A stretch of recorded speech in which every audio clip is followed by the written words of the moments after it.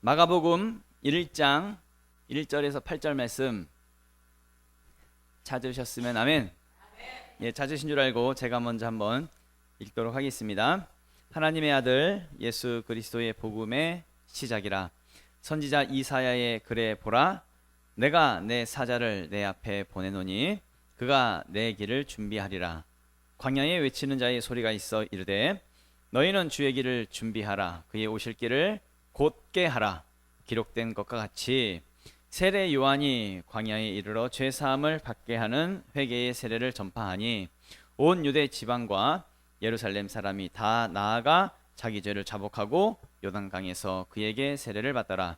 요한은 낙타털 옷을 입고 허리에 가죽띠를 띠고 메뚜기와 석청을 먹더라. 그가 전파하여 이르되 나보다 능력 많으신 이가 내 뒤에 오시나니 나는 굽혀 그의 신발끈을 풀기도 감당하지 못하겠노라. 나는 너희에게 물로 세례를 베풀었거니와 그는 너희에게 성령으로 세례를 베푸시리라. 아멘. 예, 우리 이번에는 다 같이 말씀 되새기면서 다 같이 합독하겠습니다. 시작. 하나님의 아들 예수 그리스도의 복음의 시작이라. 선지자 이사야의 글에 보라, 내가 내 사자를 내 앞에 보내노니 그가 내 길을 준비하리라. 광야에 외치는 자의 소리가 있어 이르되 너희는 주의 길을 준비하라. 그의 오실 길을 곧게 하라. 기록된 것과 같이 세례 요한이 광야에 이르러 죄 사함을 받게 하는 회개의 세례를 전파하니 온 유대 지방과 예루살렘 사람이 다 나아가 자기 죄를 자복하고 요단 강에서 그에게 세례를 받더라. 요한은 낙타털 옷을 입고 허리에 가죽띠를 띠고 메뚜기와 석청을 먹더라. 그가 전파하여 이르되 나보다 능력 많으신 이가 내 뒤에 오시나니 나는 굽혀 그의 신발끈을 풀기도 감당하지 못하겠노라. 나는 너희에게 물로 세례를 베풀었거니와 그는 너희에게 성령으로 세례를 베푸시리라. 아멘. 아멘. 예, 세례, 세 사람의 시작. 예, 세례에 대한 말씀을 나눌 건데요. 예, 세 사람의 시작이라는 제목으로 같이 말씀을 나누도록 하겠습니다. 오늘도 옆에 분들하고 인사합니다. 축복하면서 당신은 복의 사람입니다. 당신은 예, 복의 사람입니다. 우리 하이파이브 하면서 아싸 기적 일어납니다. 다 또 다른 분하고 아싸 잘 되고 있습니다. 예, 또 다른 분하고 아싸 잘 되고 있습니다. 예, 잘 되고 있습니다. 예, 잘 되고 있습니다. 기적이 일어납니다. 예, 방금 그 영상으로도 보셨듯이 어제는 정말 오랜만에 우리 지명교회 자체적으로 야유회 혹은 캠프, 지명교회 캠프를 잘 다녀왔습니다. 자료를 한번 찾아보니까 2016년도에 우리 교회 자체적으로 야유회를 한번 했던 것이 2016년도가 마지막이더라고요. 그러니까 그때는 이제 계곡을 가서 그렇게 뭐 송림 무슨 가든인가 하는 그 펜션에 붙어 있는 그런 그 계곡에서 그렇게 야유회를 했던 것으로 자료가 있더라고요. 이렇게 사진을 또 찾아보니까 어쨌든 뭐 2016년 이후로 지금까지 하지 않다가 이제 오랜만에 하게 되었는데 어쨌든 굉장히 좋았고 굉장히 의미 있는 그런 시간을 보냈습니다. 특별히 더 감사했던 것은 이제 어제도 그 같이 참여했던 분들과 같이 나누기도 했었는데 이번에는 이제 모든 것이 이제 실내에서 계곡에서 하는 것이 아니라 실내에서 진행을 하다 보니까 전혀 모든 일정이 날씨에 영향을 받지 않고 진행된 것이 참 좋았습니다. 4월부터인가? 이렇게 3월, 4월 그때부터 계속 제가 이제 준비했던 것이 이번 야유회를 준비했던 것이 계곡에 있는 어떤 교회, 뭐 계곡이 있는 어떤 펜션, 뭐 이런 것들을 계속 찾았었거든요. 그리고 뭐 원주에 있는 어떤 목사님께도 연락해가지고 계곡이 있는 어떤 기도원이나 계곡이 있는 어떤 그 교회, 뭐 이런 것들을 좀 알아봐 달라고 그렇게 부탁하기도 했었습니다. 근데 뭐 다 이게 15일이 연휴다 보니까 예약이 다 차 있던지 아니면 우리하고 뭐 좀 맞지 않던지 뭐 시설적으로 좀 불편하든지 뭐 그런 것이 있는 거예요. 아니면 너무 멀든지. 그래서 우리하고 전혀 좀 맞지 않아 가지고 좀 계속 고민하다가 이제 그렇게 5월 달에도 계속 찾고 있었었는데 약간 좀 찾을 수가 없으니까 지금, 왜냐면 이게 연휴라서 지금 예약하지 않으면 이제 이미 다 놓치게 돼서, 그래서 아쉬운 마음으로 그냥 실내 캠핑장을 지난 5월 달쯤인가 그때 예약을 하게 되었습니다. 우리 항상 그 리더 모임 할 때도 이런 부분 계속 나눴었지요. 계곡을 계속 찾고 있는데 찾기 힘들다 뭐 이런 내용을 계속 리더 모임 하면서도 계속 얘기를 드렸었던 것으로 기억을 합니다. 그리고 이제 그러면서 이제 선희 비전센터에서 이제 세례식을 하는 것으로 마무리하는 것으로 그렇게 계획을 했지요.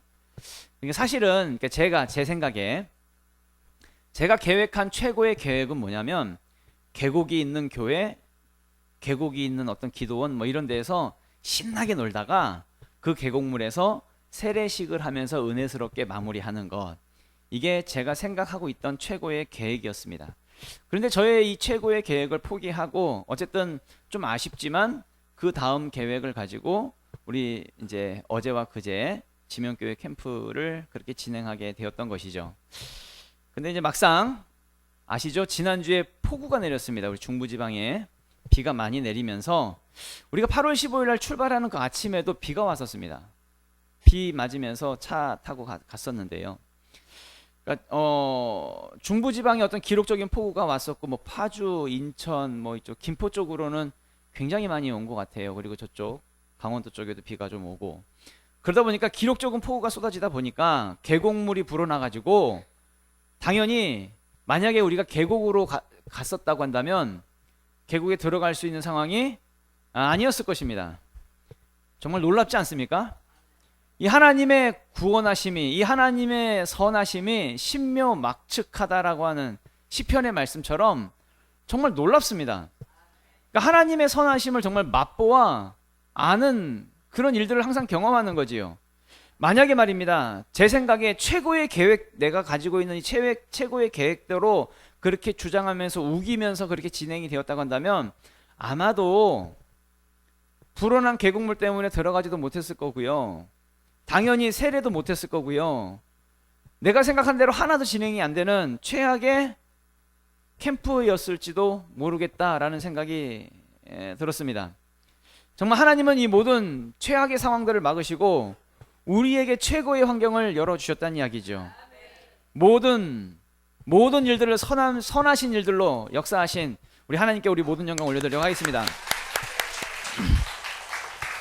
예, 사실 정말 놀랐습니다. 예, 그리고 이번 캠프에서 특별히 목사로서 제가 특별히 더 은혜가 되었던 것은 이번에 이제 세례식을 진행하게 되었는데 이제 침례로 진행을 하게 되었습니다. 어제 7명이 세례를 받았고요. 오늘은 이제 1명이 세례를 받을 것입니다. 세례에 참여한 한 사람 한 사람이 하나님과 언약을 맺고 내가 새롭게 되었다라고 하는 것을 확증하는 굉장히 의미 있고 굉장히 좋은 시간이었습니다. 특별히 이번에 세례를 받으신 분들과 우리 지명교회 속한 모든 성도님들은 마찬가지로 내가 생각한 대로 잘 되지 않았다 할지라도, 내가 생각한 어떤 최고의 계획대로 되지 않았다 할지라도 반드시 믿으십시오. 하나님께서는 최고의 환경으로, 더 선하신 역사로 하나님께서는 그 복으로 우리에게 역사하실 것입니다. 이 사실을 믿으란 이야기입니다. 그러니까 비록 내 생각대로 되지 않았다 할지라도, 내 계획대로 진행되지 않았다 할지라도 내가 생각한 것보다 더 놀라운 계획으로 하나님은 우리를 인도하실 것입니다. 그 하나님의 선하심을 맛보아 아는 것이지요. 제가 요즘에 다니엘을 보면서 계속 다니엘을 묵상을 많이 하고 있어요. 하면서 사실 굉장히 많이 은혜를 많이 받고 있습니다. 다니엘은 자기 생각대로 되는 게 하나도 없었어요. 자기 계획대로 되는 게 진짜 하나도 없었습니다. 나라 뺏겼죠. 뭐 자기 이름도 뺏겼죠. 거세도 당하고요. 억지로 우상 숭배까지 당하는 그런 수모를 당하고요. 자기가 원하는 대로 되는 것은 하나도 없었습니다. 그런데 다니엘은 오직 자기 마음을 하나님께 두고 살기로 평생 그렇게 살기로 그렇게 결정을 합니다. 그리고 실제로 그렇게 살지요. 이게 중요하다는 거예요. 이것이 오늘 어제도 세례를 했지만 오늘 세례하는 세례, 이 세례가 주는 의미가 바로 그렇다는 얘기입니다. 우리는 상황과 환경을 바라보면서 사는 사람들이 아닙니다. 상황을 바라보면서 살았던 그 옛사람은 물에 잠기면서 그 사람은 죽었습니다. 옛사람은 죽고 오직 예수 그리스도를 바라보는 새 사람으로 다시 태어나는 것이지요. 이것이 바로 세례가 주는 의미라는 것입니다. 로마서 6장 3절에서 4절 찾으셨으면 아멘. 예, 다 같이 한번 읽어보도록 하겠습니다. 시작. 무릇 그리스도 예수와 합하여 세례를 받은 우리는 그의 죽으심과 합하여 세례를 받은 줄을 알지 못하느냐. 그러므로 우리가 그의 죽으심과 합하여 세례를 받음으로 그와 함께 장사되었나니 이는 아버지의 그리스도를 죽은 자 가운데서 살리심과 같이 우리 또한 새 생명 가운데서 행하게 하려 함이라. 아멘. 예, 세례는 먼저는 우리가 예수님의 죽으심과 합하여 세례를 받는 것이다 라고 말씀하고 있죠. 그러니까 내가 물에 잠기면서 내가 죽는 것입니다. 물에 잠기면서 예수님의 그 죽으심과 합하여 나의 옛사람이 물에 잠기는 거죠. 나의 옛사람이 물에서 죽는 거지요. 옛사람이라고 하는 것은 그렇다고 한다면 무엇이겠습니까? 그동안 죄에 매여 살았던 나, 내 욕심대로 살았던 나, 하나님을 모르고 살았고 하나님을 멀리 떠나 살았던 나, 온통 그리고 나밖에 모르는 내 고집대로 내 주장대로 내 마음대로 살았던 나, 그 내가 물과 함께 예수님의 죽으심으로 합하여 물에 잠기면서 그 내가 죽는 것입니다. 옛사람이 죽는 것이죠. 그리고 4절 말씀에서 보면은 이는 아버지의 영광으로 말미암아 그리스도를 죽은 자 가운데서 살리심과 같이 우리로 또한 새 생명 가운데서 행하게 하려 함이라 라고 말씀하지요. 물에 잠겼다가 다시 나오는 것은 무슨 의미냐면 우리로 또한 새 생명 가운데서 살아나게 하는 것이라고 말씀하고 있다는 얘기입니다. 새롭게 태어나는 것을 의미하는 것이죠. 그래서 성경은 더 이상 우리가 죄의 종이 아니라 의의 종이다 라고 말씀을 합니다. 로마서 6장 17절에서 18절 말씀 보면 다 같이 읽도록 하겠습니다. 시작. 하나님께 감사하리로다. 너희가 본래 죄의 종이더니 너희에게 전하여 준 바 교훈의 본을 마음으로 순종하여 죄로부터 해방되어 의에게 종이. 아멘. 너희가 본래는 예전에는 죄의 종이었지만 지금은 뭐래요? 죄로부터 해방되어 의에게 종이 되었다고. 그래 더 이상 이제는 죄로 사는 것이 아니라고. 이제는 더 이상 세상 욕심대로 사는 게 아니라고. 더 이상 이제는 나 자신을 위해서 내 마음대로 사는 것이 아니라고. 이제는 의의 종이 되었으니까 하나님의 나라와 하나님의 뜻을 위해 사는 것이다 라고 말씀하고 있는 것이죠. 그러니까 기준이 바뀐 겁니다. 그 가치관이 바뀐 것이고 그의 세계관이 바뀐 것이고 이제 내 안에 있는 이 주인이, 내 안의 주인이 바뀌었다라는 그 의미가 뭐예요? 세례라는 것입니다. 그러니까 내 안에 이제 더 이상 내가 사는 것이 아니라 예수 그리스도께서 내 안에 사시는 것이죠. 그래서 사도 바울이 고백하며 말씀하는 것이 갈라디아서 2장 20절 말씀 찾으셨으면 하면 예, 찾으신 줄 알고 다 같이 읽겠습니다. 시작. 내가 그리스도와 함께 십자가에 못 박혔나니 그런즉 이제는 내가 사는 것이 아니요 오직 내 안에 그리스도께서 사시는 것이라. 이제 내가 육체 가운데 사는 것은 나를 사랑하사 나를 위하여 자기 자신을 버리신 하나님의 아들을 믿는 믿음 안에서 사는 것이라. 아멘. 더 이상 내 안에 내가 사는 것이 아닙니다. 왜냐하면 물에 잠겼거든요. 그 옛사람은 죽었거든요. 예수의 죽으심과 합하여 죽었습니다. 그리고 나는 예수로 다시 태어난 것입니다. 믿음으로 태어난 것입니다. 그래서 나는 이제 내 안에 그리스도께서 사시는 것이기 때문에 이제 나는 하나님의 아들을 믿는 믿음 안에서 사는 것이죠. 그렇게 사는 것입니다. 이것이 세례가 주는 진정한 의미라는 것입니다. 그래서 첫 번째로 같이 말씀을 나눌게요. 세례는 옛사람이 죽은 것이다 라는 것입니다. 우리 본문 말씀 1절부터 3절 다 같이 한번 읽어보도록 하겠습니다. 시작. 하나님의 아들 예수 그리스도의 복음의 시작이라. 선지자 이사야의 글에 보라.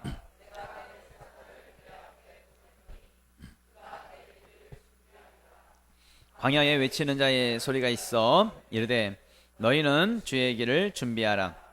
그의 오실 길을 곧게 하라. 기록된 것과 같이. 아멘. 예, 여기 계신 모든 분들은 다 엔카운터를 다 경험하셨을 겁니다. 우리가 예수를 믿는다라고 하는 이것을 우리가 구분한다고 한다면 아마도 엔카운터를 하기 전에 나와 엔카운터를 한 후에 나로 아마 구분을 할 수 있을 것입니다. 왜냐하면 좀 다르거든요. 엔카운터를 하기 전에 나는 분명 내가 맞기는 맞는데, 내가 나인 건 맞는데 지금의 나와는 다른 나입니다. 그때의 나는 지금의 나와는 다른 나지요. 그러니까 지금의 내가 완전히 다른 존재가 된 겁니다.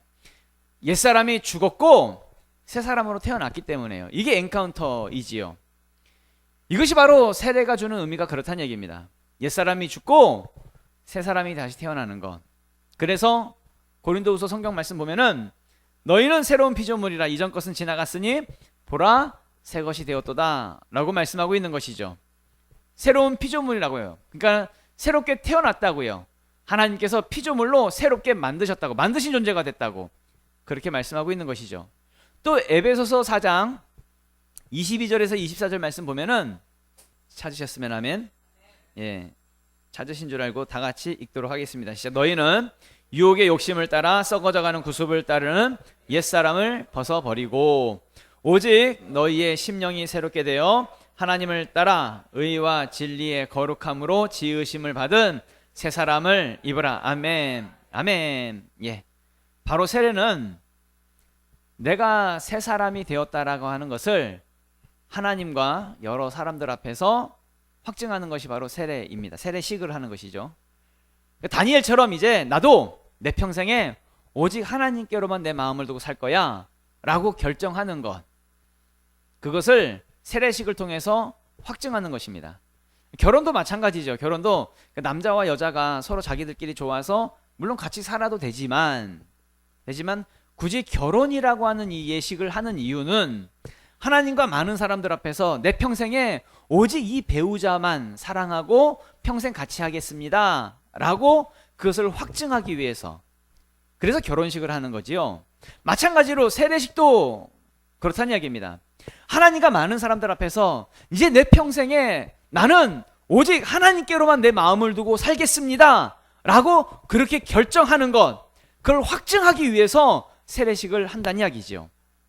신랑 신부가 결혼식을 통해서 언약을 맺습니다. 언약의 관계가 되듯이 예수를 믿고 변화된 우리는 세례식을 통해서 이제 하나님과 언약의 관계를 맺는 것이지요. 이제 내 마음대로 살지 않습니다. 여러분, 결혼식을 하고 부부가 되었는데 아무렇게나 다른 여자 만나고 다른 남자 만나고 그러겠습니까? 아닙니다. 오로지 내 아내, 내 남편, 내게 신실한 것이지요. 이것이 바로 결혼이 주는, 혹은 그러니까 세례가 주는 의미도 마찬가지라는 얘기입니다. 세례도 오직 내 안에 이제 세상 따라가지 아니하고, 이제 다른 우상 섬기지 아니하고, 하나님보다 다른 어떤 가치를 두지 아니하고 오직 하나님만 내 마음에 두고 가장 우선순위에 두고 살겠습니다. 그 언약의 관계로 믿음으로 살아가는 것이죠. 두 번째로 세례는 죄사함을 의미한다는 것입니다. 회개를 의미하는 것이죠.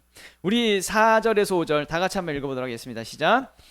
세례 요한이 광야에 이르러 죄사함을 받게 하는 회개의 세례를 전파하니 온 유대 지방과 예루살렘 사람이 다 나아가 자기 죄를 자복하고 요단 강에서 그에게 세례를 받더라. 아멘. 예, 광야에서 요한이 전했던 세례는 무슨 세례래요? 회개의 세례를 전파하니 이렇게 말씀하지요.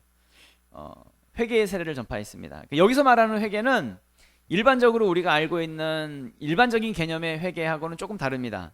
그러니까 예를 들어서 하나님, 내가 어떤 죄를 졌어요, 내가 잘못했어요, 나 용서해 주세요, 다시는 안 그럴게요, 이런 거가 아니고, 일상생활 속에서의 죄에 대한 회개를 하면서 또 반복적인 죄를 짓기도 하고 또 다시 무너지기도 하고, 이런 회개가 아니라 여기서 말씀하고 있는 이 회개, 그러니까 세례를 통한 이 회개는 회개의 세례인데 회개의 세례를 말하는데 이거는 회심 회개를 말하는 것입니다. 회심.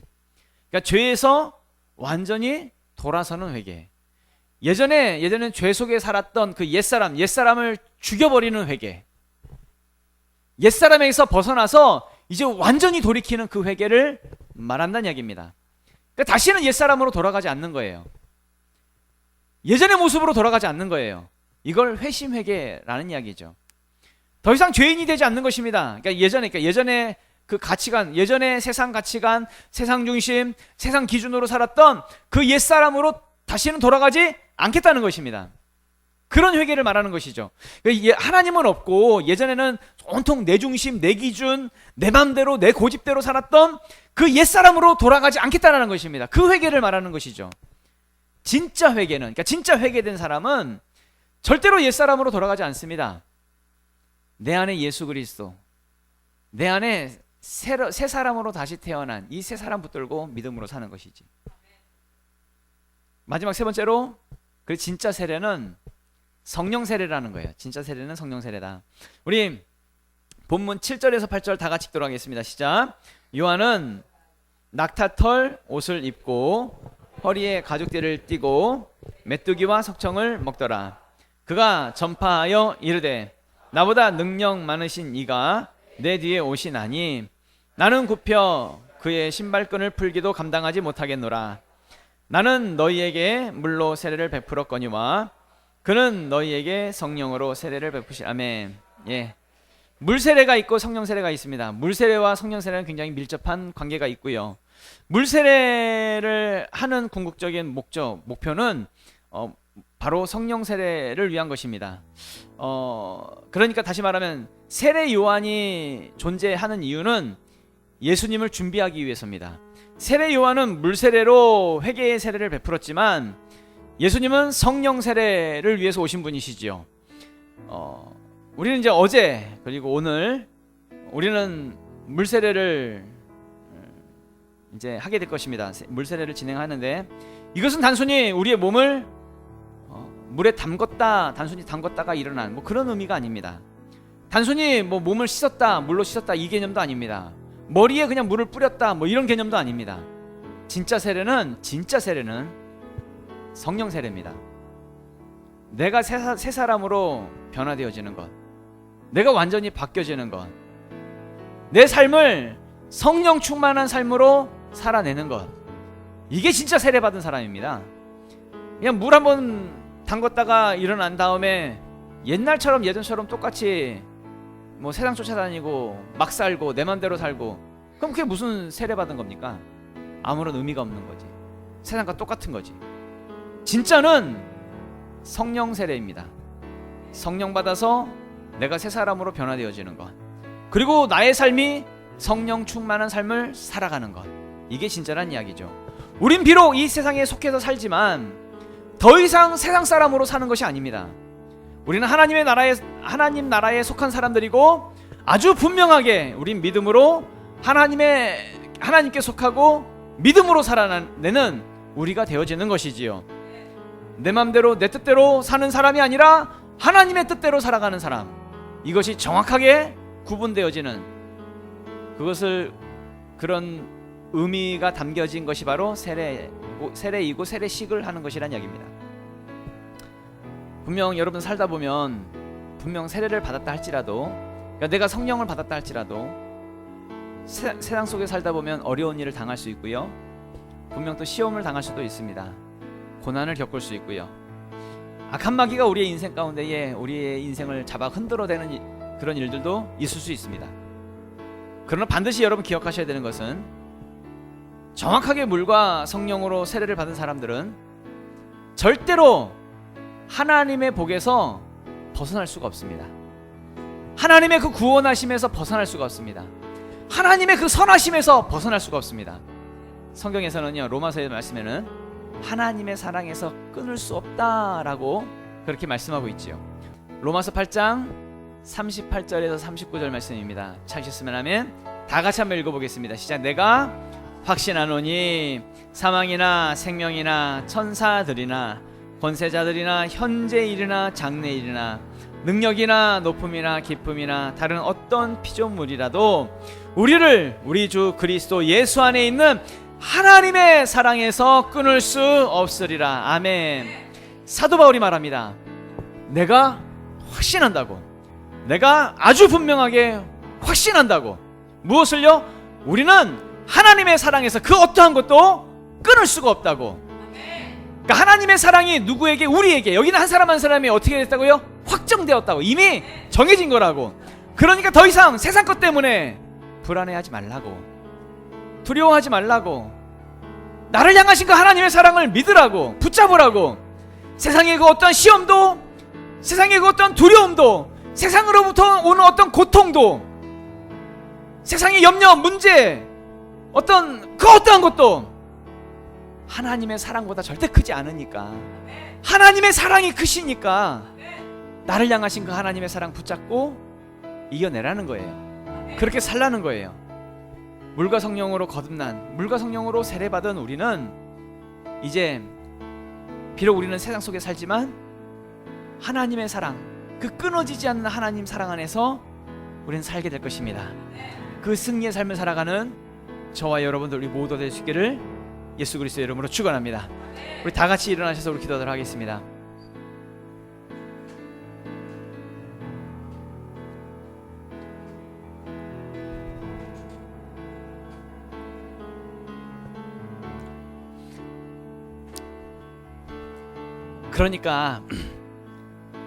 그러니까 어떤 상황 속에 있다 할지라도 우리 하나님을 내 마음에 두자고요. 그렇게 결정하자고요. 우리 인생 속에서 그렇게 마음을 결정하고 그렇게 끝까지 가자고요.